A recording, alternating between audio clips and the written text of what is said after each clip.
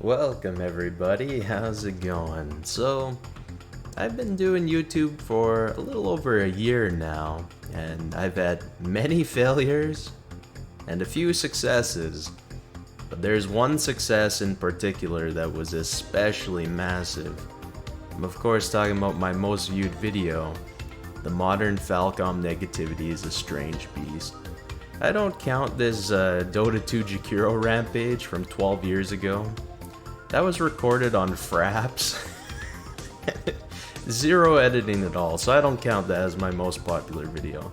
Now, if you look at my channel here, you'll see I've made 444 videos. Now, that's a little over bloated because of live streams and shorts. But, hey, I've gotten 94,000 views in total. So not too shabby, but man, was there something special about this video from 11 months ago? Like, did I have a secret sauce in there, or was it just completely random?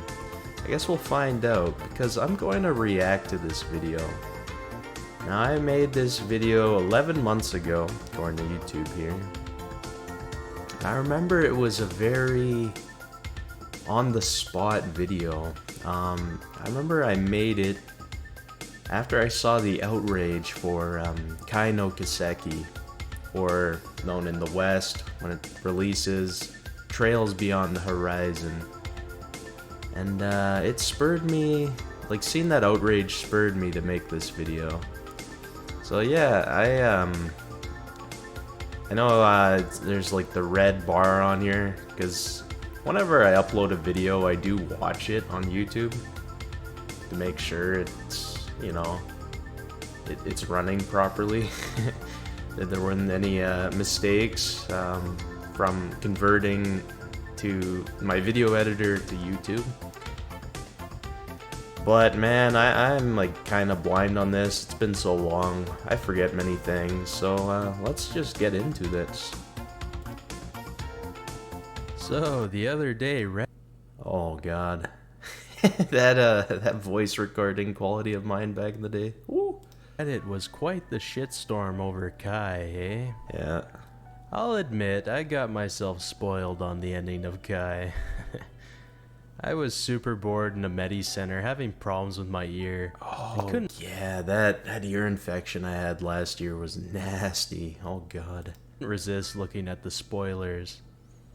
And the anger people had over Kai's ending gave me flashbacks to when Cold Steel 3 first released in 2017. People were super pissed about the ending of CS3. I don't know if you guys were back on the Falcom subreddit back when Cold Steel 3 first released. Like the Japanese version. It was the same shit, different pile for the ending of Kai. Now, after seeing all that shiz on Reddit, I didn't think much of it and carried on with my day. Yeah.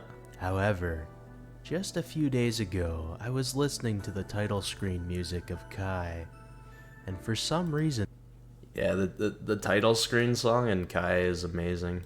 And that song really got me thinking about the modern negativity in the Falcom community.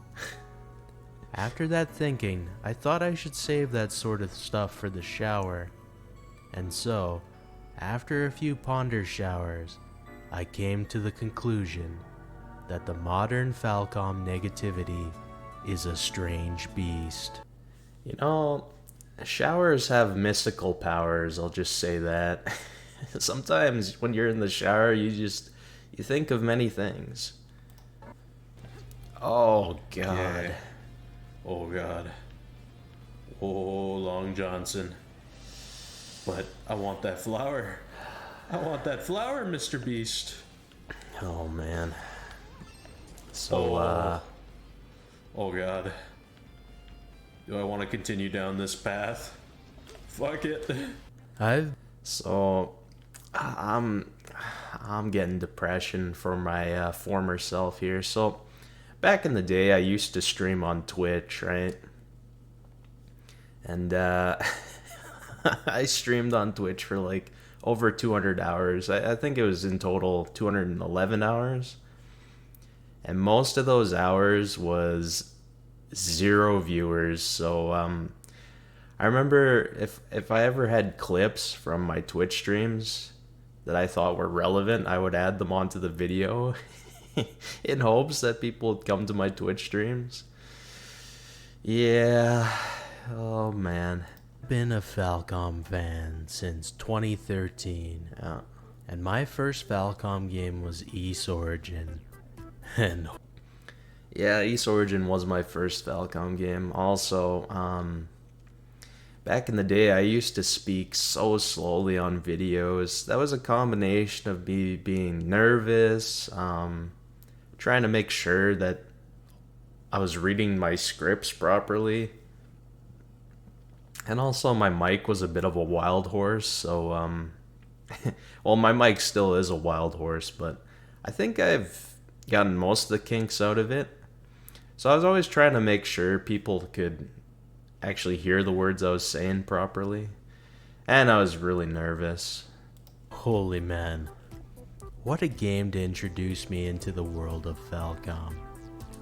Anyways, I'm not gonna go on a tangent of my love for that game. Thing is, I was an ignorance is bliss Falcom fan. Yep. Until I entered the Falcom subreddit as a lurker back in 2015. Biggest mistake of my life. Going on the goddamn Falcom Reddit. No, it wasn't actually the biggest mistake of my life, but it's kind of a shit show most of the time, but it is the best way to get news for Falcom related stuff. So it's worth it. There I saw massive negativity and anger towards Cold Steel 1 and 2, as well as the new East games. Oh yeah. For Cold Steel 1 and 2, I could understand a fair amount of the anger, as in my opinion, CS1 and CS2 are the weakest Trails games in this series. Yep. But for East? Hell nah, bro. There's no way East could continue with the bump system or Nepishtim system and stay relevant moving forward. It needed that risk of the party system to keep the series alive. So I remember I got a few comments on this video for what I just said on that little East bit there. I know there's a lot of fans of the bump system and the Nepishtim era games. I especially love the Nepishtim era games, but the series wouldn't have survived if it kept going with Nepishtim system games. Like, yeah, the gameplay is really fun and good in those, but when Falcom switched to the party system, they casted a much wider net to attract audiences to it. I don't think the E series could have survived sticking with the Nepishtim system. Some people misunderstood me when I said that, and fair enough. I'm not the best at communicating. Now that was the first negativity that I saw in the community quite a few years ago. But what about now? The reason I say that the modern negativity is a strange beast is because I agree with a decent amount of it, but a lot of it I disagree. I will say, I do appreciate the negativity, however. I'm sure many of us do. After all, it's much better for a fandom to have some spice and variety, rather than being an echo dome. Yeah, it is good that there is negativity in the community. Not quite to the extent that sometimes it reaches, but you definitely don't want people just praising the stuff Falcom makes all the time. You definitely want all the criticisms and negativity, as long as it doesn't go overboard, you know. Rambled on long enough. Let's be done with this intro. Let's get down to business. True, that was a long intro. 3.5 minutes. Whoops. I'm gonna start this off with the elephant in the room. Oh boy. Mitsuo Singa. Mitsuo Singa is a freelancer composer that has been making music for Falcom ever since 2015. However, after 2019, Singa has effectively become the company's main composer. Now, how did a freelancer become Falcom's main composer, you might ask? Oh man, every time I see this image, I'm just like, dude, why did I download this image that didn't properly have the background removed?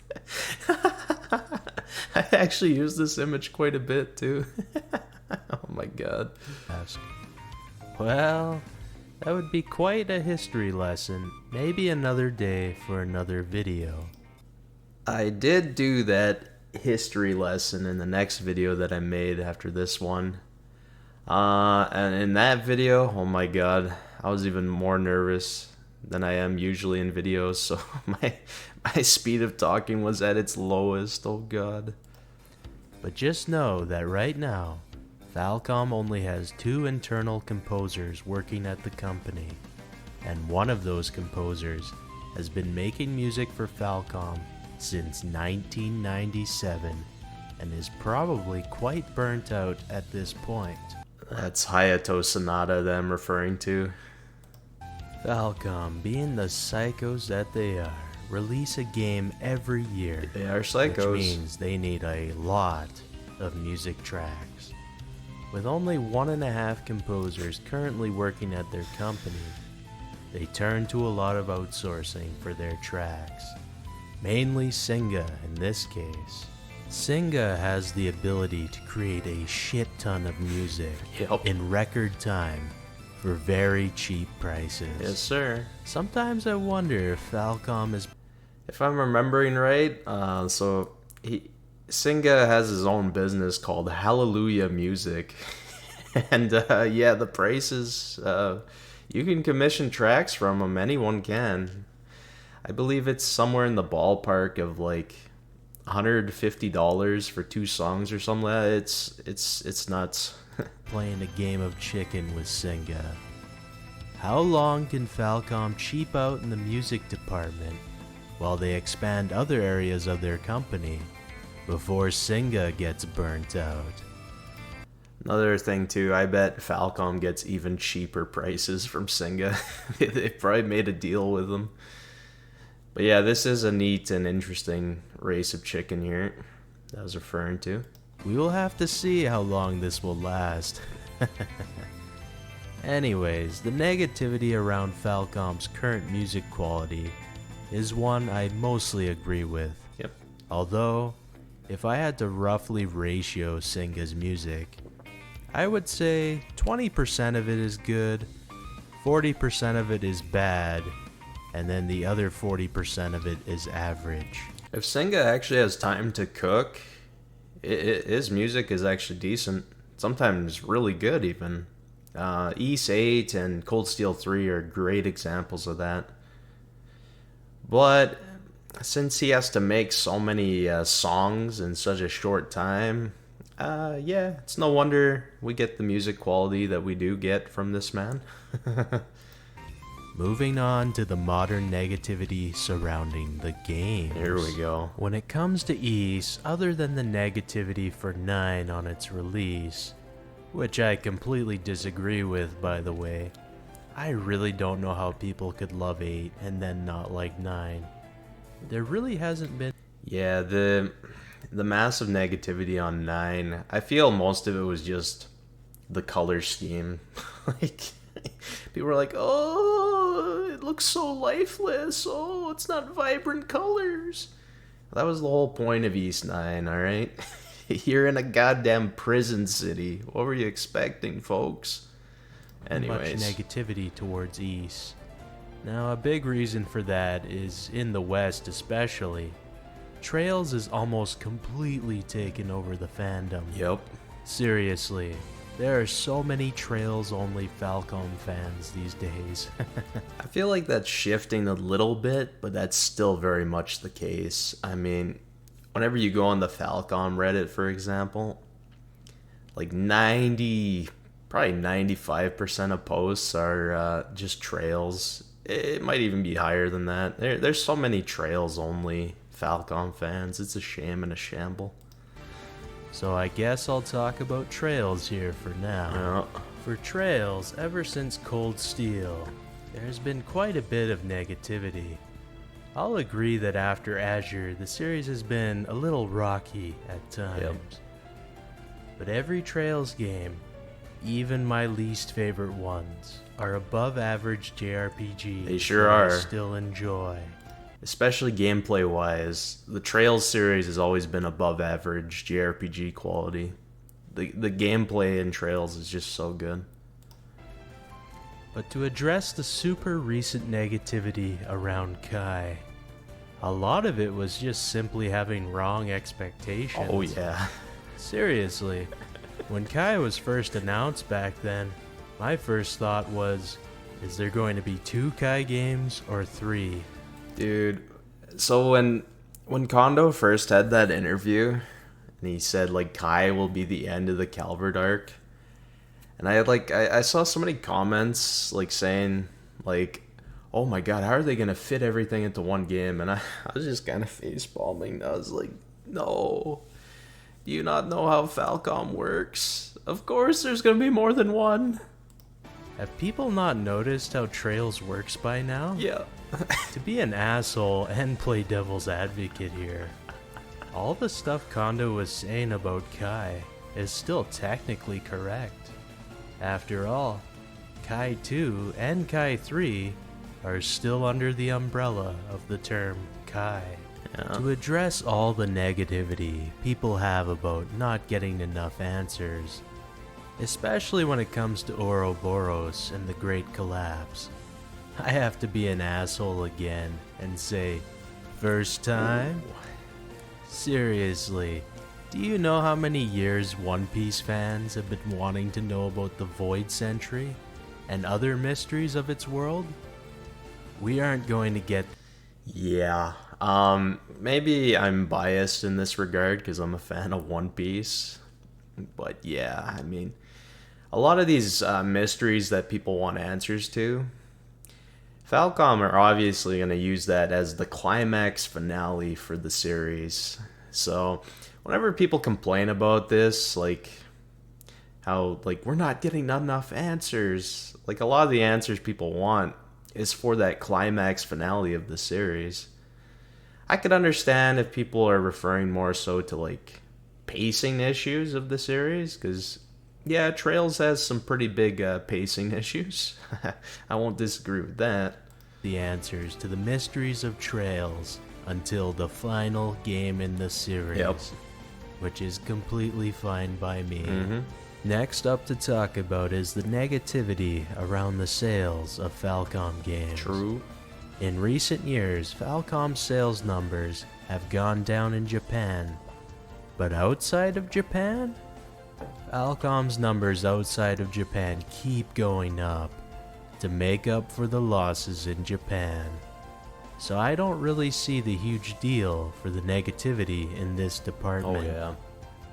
As for the people thinking, So, man, I don't know if you guys have ever been on the 4chan Falcom section before. If you haven't, I wouldn't recommend it, but the reason why I've been on the 4chan Falcom, I think they call them boards on 4chan. The only reason why I've been on those things before is for fan translation patches. And I remember for a little while there, it was either I didn't realize the pinned comment thing, or they didn't have it on the Falcom board. But nowadays, if you go on the 4chan, you can just find your fan translation patches without having to scroll through and see what people are saying. Oh god. Yeah, oh god. You don't want to read what people are saying in that 4chan, dude. that Falcom are done for and are going bankrupt in the next few years. Yep. I disagree super heavily here. Mhm. If you're not a fan of the words peak fiction, goat, raw, fire, then stay away from Falcom, because Falcom could potentially be entering a platinum age in the near future. I had to do the King Recon bit there with the... Oh man, King Recon is just such a legend, and that meme of his is so good. If you're not a fan of the words, speak fiction, goat, raw, fire. It's so good. I mean, have you seen the gameplay for Kai no Kiseki? Holy shit, it looks amazing. Modern Neo here would have actually shown gameplay of Kai no Kiseki here. Old Neo just, here's the image of Kai no Kiseki. Then you got the English release of East 10 coming out very soon. And from the demo I played of it, the gameplay is excellent. Next is the remake of Trails in the Sky. Yep. This will get so many newcomers into the series, it's unbelievable. Then Tokyo Xanadu 2. With all the advancements Falcom has made since the first Tokyo Xanadu back in 2015, the sequel is going to be incredible. Oh yeah. With all that and much more in the future, I have nothing but pure excitement for Falcom games. So overall, I disagree for the most part on the modern negativity we see today for Falcom. It's a strange beast, to be sure. Alright, Oh boy. if you enjoyed this video, check out my other videos. Also, catch me live on Twitch if you can. Oh. I'll leave a link in the description below for my Twitch and VODs channel. Feeling even more depression for my older self back in those Twitch days. Okay, that's all I got for now. And so, if you've made it this far, thanks for watching. I'll see you around. Have a good one. Peace. Okay.